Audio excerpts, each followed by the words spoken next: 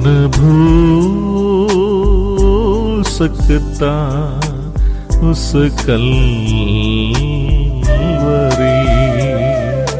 खून में लथपथ था जहां मेरा यीशु। परमेश्वर की नाम की महिमा हो। आप सभी का प्रभात मनन में हार्दिक स्वागत है। प्यारो, आज हम भजन संहिता उसके 110 को मनन करेंगे। साम्स 110। इस भजन को नए नियम में कई बार उल्लेख किया गया है, विशेष करके उसके पहले पद को, जिसे नए नियम में करीब 7 बार उल्लेख किया गया है और हर बार इसे प्रभु यीशु मसीह से जोड़कर लिखा गया है। अर्थात यह भजन भी एक मसीहाई भजन है। प्रभु यीशु मसीह भी इसकी आधिकारिक पुष्टि करते हैं। इस भजन को दाऊद ने पवित्र आत्मा से परिपूर्ण होकर लिखा था और उसने ये बातें आने वाले मसीहा के विषय में लिखा था। मरकुस उसका 12 अध्याय और उसका 36 पद। आइए मैं इसके कुछ पदों को आपके लिए पढ़ देता हूँ। भजन संहिता उसका 110 उसका 1 से लेकर 3 पद तक। मेरे प्रभु से यहोवा की वाणी यह है, तू मेरे दाहिने हाथ बैठ, जब तक कि मैं तेरे शत्रुओं को तेरे चरणों की चौकी ना कर दूं। तेरे पराक्रम का राजदंड यहोवा सिय्योन से बढ़ाएगा। तू अपने शत्रुओं के बीच में शासन कर। तेरी प्रजा के लोग तेरे पराक्रम के दिन स्वेच्छा बलि बनते हैं। तेरे जवान लोग पवित्रता से शोभायमान और भोर के गर्भ से जन्मी हुई ओस के समान तेरे पास हैं। परमेश्वर इस पढ़े गए वचन पर अपनी आशीष को दे। प्यारो, जैसे कि आमतौर पर प्रत्येक भजन के लिखने के पीछे एक बैकग्राउंड अर्थात संदर्भ होता है कि जिन परिस्थितियों में उस भजन को लिखा गया था, परंतु जहां तक भजन उसका 110 का सवाल है, इसके पीछे कोई संदर्भ नहीं है। अर्थात जैसे कि प्रभु ने भी कहा, मरकुस उसका 12 अध्याय उसके 36 पद में, यह पूर्ण रूप से मसीह के विषय में की गई एक भविष्यवाणी है जो दाऊद पवित्र आत्मा से परिपूर्ण होकर करता है। अर्थात ये कोई रूपक नहीं है, अर्थात मेटाफर नहीं है, परंतु सीधे तौर पर मसीह के विषय में की गई एक भविष्यवाणी है। इस भजन में भजनकार मसीह को सर्वोच्च स्थान देते हुए उसे महिमित राजा के रूप में उल्लेख करता है। इसका पद 1 मसीह को परमेश्वर का पुत्र और उसके राजपद की पुष्टि करता है। ध्यान दे, पद 1, मेरे प्रभु से यहोवा की वाणी यह है कि तू मेरे दाहिने हाथ बैठ, जब तक कि मैं तेरे शत्रुओं को तेरे चरणों की चौकी ना कर दूं।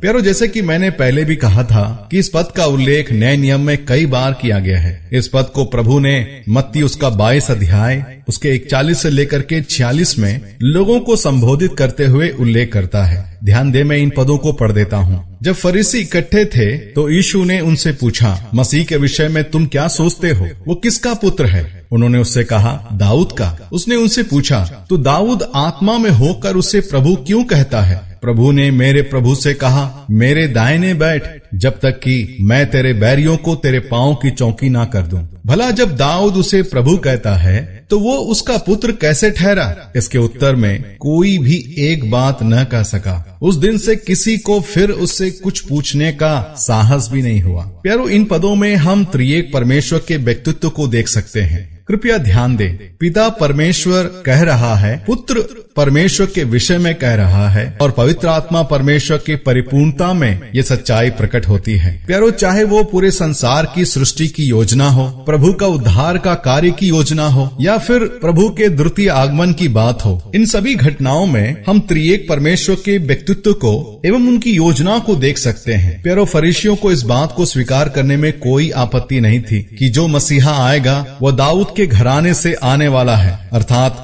दाऊद का संतान। लेकिन वे इस बात को स्वीकार करने में आपत्ति जता रहे थे कि वो दाऊद का भी प्रभु होगा। उनको ये बातें बिल्कुल समझ में नहीं आ रही थी। वास्तव में फरीसी और शास्त्री इस कथन को कुछ इस रीति से समझ रहे थे कि दाऊद देश का राजा होने के नाते उसका पूरे देश में सर्वोच्च स्थान था। फिर यदि वो किसी को प्रभु कहता है तो वो केवल परमेश्वर को ही कह सकता है, क्योंकि इसके अलावे बाकी सभी उस राजा के नीचे ही आते हैं। तो अब जरा इस बात को ध्यान देकर सुने, क्यों फरीसी और शास्त्री की बोलती बंद हो गई थी? क्योंकि यदि राजा दाऊद ने स्वयं आने वाले मसीहा को प्रभु करके संबोधित किया है, इसका मतलब दाऊद मसीहा को परमेश्वर के रूप में मानता है। ऐसी अवस्था में एक तरफ फरीसी और शास्त्री दाऊद के कथन को खारिज भी नहीं कर सकते थे और दूसरी तरफ मसीह को परमेश्वर के रूप में स्वीकार करने में भी उनको दिक्कत थी, क्योंकि यदि वे ऐसा करते तो वे लोगों के सम्मुख झूठे ठहरते हैं। और यही वजह है कि उन्होंने बीच का रास्ता चुना और वहां से चुपचाप खिसक लिए। मैंने कुछ समय पहले डाओ चैकिया नाम के यहूदी जन की गवाही को पढ़ी थी, जिसने भजन संहिता 110 को पढ़ने के दौरान प्रभु यीशु मसीह को अपने जीवन का उद्धारकर्ता के रूप में ग्रहण किया। डाओ का जन्म 1929 में 1929 में एक यहूदी कंटरपति परिवार में हुआ था। उसके दादाजी रोमेमा प्रांत के संस्थापक थे, जो आज भी यरूशलेम के नजदीक स्थित है। डाओ हमेशा से अपने यहूदी सिद्धांतों के प्रति समर्पित थे। उनकी नजर में ईसाई समुदाय एक पथ भ्रष्ट लोगों का समूह था। सन 1967 में 1967 में उन्हें इजराइल के सरकारी समाचार एजेंसी में उच्चतम पद पर नियुक्ति मिली और उन्हें अंग्रेजी विभाग का कार्यभार सौंप दिया गया। इस तरह वे अपने यहूदी मित्रों से दूर अंग्रेजों के साथ अधिक समय को बिताते थे। एक दिन जब वो भजन संहिता 110 को पढ़ रहे थे ताकि इजरायली समाचार एजेंसी के लिए एक आर्टिकल को अंग्रेजी भाषा में तैयार करें और उस भजन को अंग्रेजी भाषा में बेहतर तरीके से समझने के लिए अपनी इब्रानी भाषा की बाइबल को अंग्रेजी भाषा की बाइबल के साथ मिलाकर गहराई से अध्ययन करना आरंभ किया और तब वे मसीह के विषय में की गई भविष्यवाणी की सच्चाई को जानकर दंग रह गए और इस तरह उसने अपना जीवन प्रभु यीशु मसीह के चरणों में सौंप दिया। प्यारो, यहूदियों के लिए प्रभु यीशु मसीह को परमेश्वर के रूप में स्वीकार करने में काफी दिक्कत होती है और ये भजन 110 उनके हर एक सवाल का जवाब देने के लिए परमेश्वर के वचन का एक उपयुक्त भाग है। और यही वजह है कि इस भजन को नए नियम के पुस्तक में कई बार उल्लेख किया गया है। Is to prove that Jesus is the promised Messiah who came to save the world. प्यारो, यहूदियों की दृष्टि में दाऊद का बहुत बड़ा सम्मान था। वे उसे अपना रोल मॉडल मानते थे, जो आज तक भी ऐसा ही चला आ रहा है। एवं उनके लिए यहोवा परमेश्वर को छोड़ और किसी को परमेश्वर कहकर पुकारने का मतलब एक बहुत बड़ी ब्लास्फेमी अर्थात परमेश्वर की निंदा थी। परंतु इस भजन के आधार पर दाऊद स्वयं उनका रोल मॉडल मसीह को अपने से श्रेष्ठ मानता है और इतना ही नहीं बल्कि वो मसीह को प्रभु अर्थात परमेश्वर कहकर संबोधित करता है। यही वजह है प्यारो कि मत्ती ने भी अपने पुस्तक मत्ती उसका 22 अध्याय उसके 41 से 46 पदों में भजन 110 और उसके एक पद का उल्लेख करता है, यह प्रमाणित करने के लिए कि मसीह जो दाऊद से भी श्रेष्ठ है और दाऊद उसे अपना प्रभु मानता है। उस रीति से भजन 110 और उसके एक पद को इब्रानियों के पत्री का लेखक भी इब्रानियों की पत्री उसके पहले अध्याय उसके 13 पद में उल्लेख करता है, यह प्रमाणित करने के लिए कि मसीह जो स्वर्गदूतों से भी उत्तम है। मैं आपके लिए उस पद को पढ़ देता हूँ। इब्रानियों की पत्री उसका पहला अध्याय उसका 13 पद। और स्वर्गदूतों में से उसने किससे कब कहा, तू मेरे दाहिने बैठ जब तक कि मैं तेरे बैरियों को तेरे पांव के नीचे पीढ़ी ना कर दूं। ये एक सवाल जो इब्रानियों की पत्री का लेखक पूछ रहा है और इसका जवाब होगा नहीं, परमेश्वर ने किसी से नहीं कहा, केवल अपने पुत्र से कहा। फिर पतरस भी भजन उसका 110 और उसके एक पद को अपने भाषण में उल्लेख करता है, प्रेरितों के काम 2 अध्याय 34 और 35 पद में, ये प्रमाणित करने के लिए कि यीशु भविष्यवक्ताओं के द्वारा वादा किया हुआ मसीह है, जिसने उद्धार का कार्य संपूर्ण रीति से पूरा किया, हमारे पापों के लिए मरा, तीसरे दिन जी उठा, स्वर्गारोहण हुआ और अपने पिता के दाहिने में विराजमान और वही दोबारा आने वाला है। ध्यान दे, मैं आपके लिए इन पदों को पढ़ देता हूँ। प्रेरितों के काम उसका 2 अध्याय उसका 34 और 35, क्योंकि दाऊद तो स्वर्ग पर नहीं चढ़ा परंतु वह आप कहता है, प्रभु ने मेरे प्रभु से कहा, मेरे दाहिने बैठ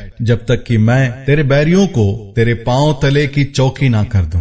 प्यारो, हमारा प्रभु जो 10 हजारों से भी श्रेष्ठ है, जिसने उसे पाया वह तृप्त हुआ, वह भी दाऊद के समान कहने पाएगा, वह मेरा प्रभु है जो राजाओं का राजा और प्रभुओं का प्रभु है और दोबारा मुझे लेने के लिए आने वाला है। इतनी सरल सी बात उस ज्ञानवान फरीसी और शास्त्रियों के समझ में नहीं आई, परंतु परमेश्वर ने उसे हम जैसे मूर्खों पर प्रकट किया। जैसा कि प्रभु भी कहता है, हमने उसे नहीं चुना परंतु उसने हमें चुन लिया है। तो आइए मेरे प्यारों, उस सर्वश्रेष्ठ परमेश्वर के सम्मुख अपने आप को नम्र करें, उसे सराहें, उसकी स्तुति और प्रशंसा करें, उसके सम्मुख अपनी आराधना की भेंट को चढ़ाएं, क्योंकि केवल वही आदर, सम्मान और महिमा को पाने के योग्य है। इन्हीं विचारों पर मनन करते हुए हम आज के दिन की शुरुआत करें। परमेश्वर के नाम की महिमा हो। हम इस मनन को आगे भी जारी रखेंगे। आप सभी को मेरा जय मसीह। जिसकी आज्ञा में आंधी शांत हुई, जिसकी वाणी में अंधे देख लिए, उस महान प्रभु अपनी जान को मेरे खातिर कुर्बान किया। जिसकी आज्ञा में आंधी शांत हुई, जिसकी वाणी में अंधे देख लिए, उस महान प्रभु अपनी जान को मेरे खातिर कुर्बान किया। मैं न भूल सकता उस कलवरी, खून में लथपथ था जहाँ मेरा यीशु मसीह।